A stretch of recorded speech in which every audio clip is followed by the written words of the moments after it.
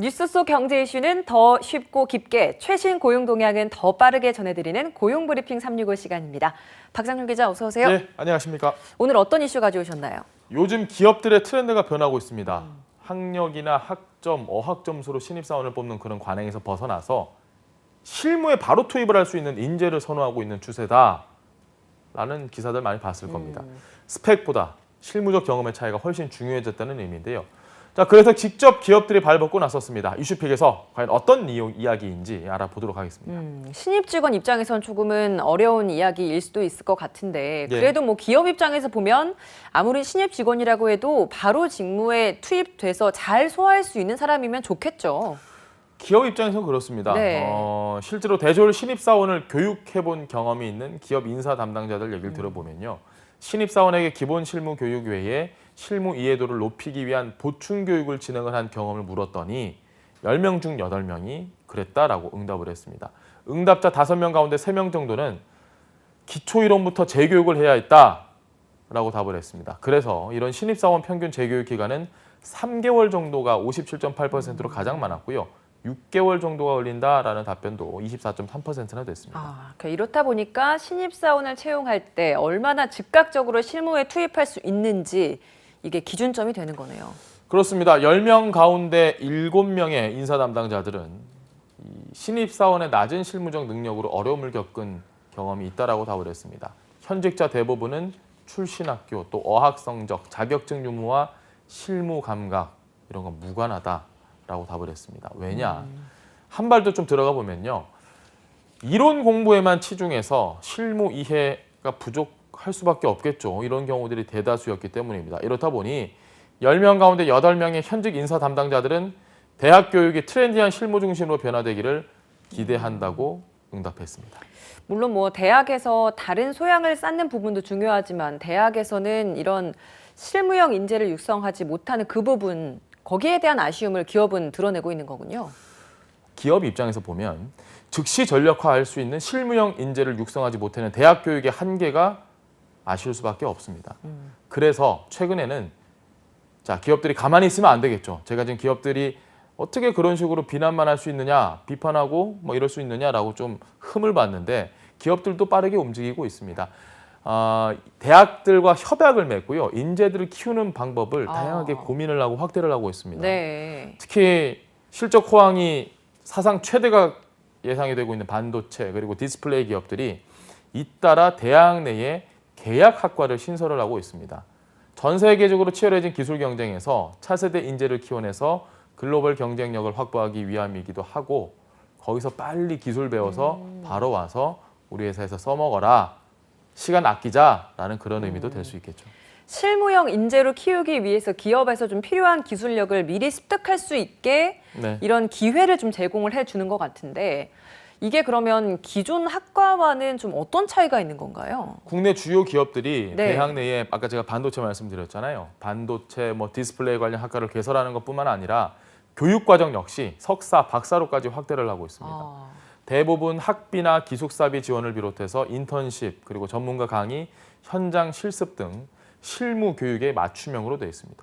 최근에는 여기서 한 발 더 나가서 LG 디스플레이 같은 경우는 디스플레이 업계로는 최초로 연세대학교의 계약학과인 디스플레이 융합학과를 신설하는 MOU를 맺기도 했습니다.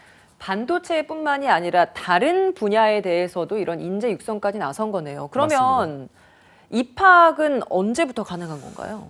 2022년도부터 모집을 시작을 해서 2023년에 운영을 시작을 한다고 합니다. LG 같은 경우는 지금 연세대학교뿐만이 아니고요.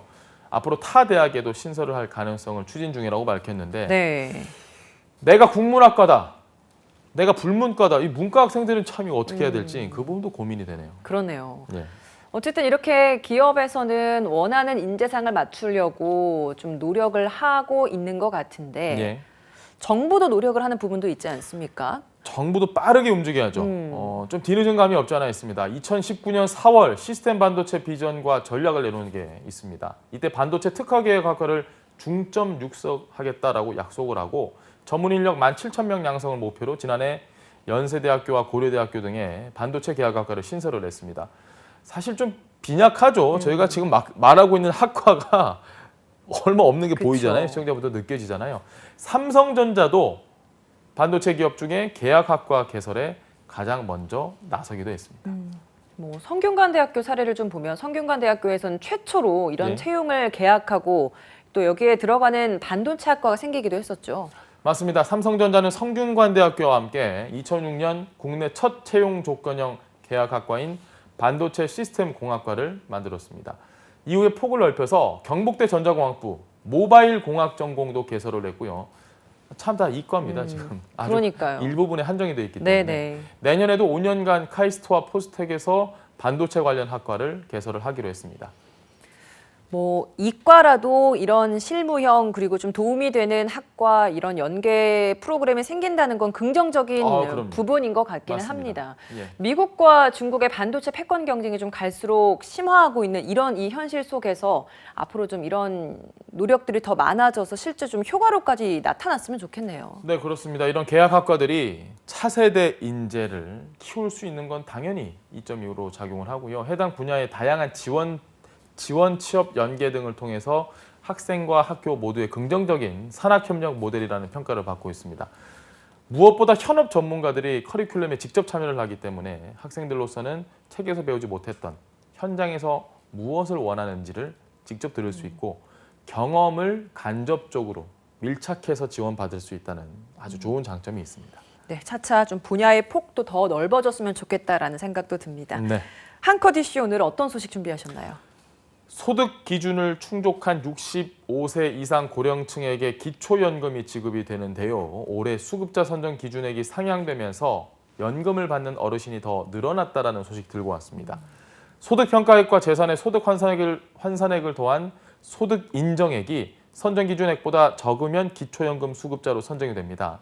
자, 이번 달부터 단독 가구는 월 소득 인정액이 180만 원, 부부는 가구당 288만 원을 넘지 않으면 기초연금을 받을 수 있습니다. 그러면 앞으로는 좀 더 많은 분들이 혜택을 볼 수 있는 거네요? 네, 그렇습니다. 지난해보다 단독 가구의 기준액은 11만 원, 부부의 경우에는 17만 6천 원 오르면서 올해 기초연금 수급자는 약 628만 명이 될 것으로 예상이 됩니다. 어떻게 하면 신청할 수 있을까? 어떻게 하면 받을 수 있을까? 중요하죠. 굉장히 중요하죠. 기초연금은 최대 월 30만 원까지 지급이 되는데 신청 안 하면 내가 대상이더라도 못 받습니다.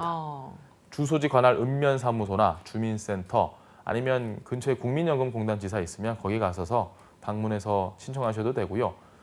온라인이 편하다 하면 복지로 홈페이지에서 신청을 할 수 있습니다. 올해로 만 65세가 되는 어르신은 생일이 속한 달에 한 달 전부터 기초연금을 신청하시면 됩니다. 네, 학생들은 맞춤형 교육을 받을 수 있고 기업들은 원하는 인재를 선발할 수 있는 산학협력, 앞으로도 더 풍성한 결실을 맺을 수 있기를 기대합니다. 오늘도 박상률 기자와 함께했습니다. 고맙습니다. 네, 고맙습니다.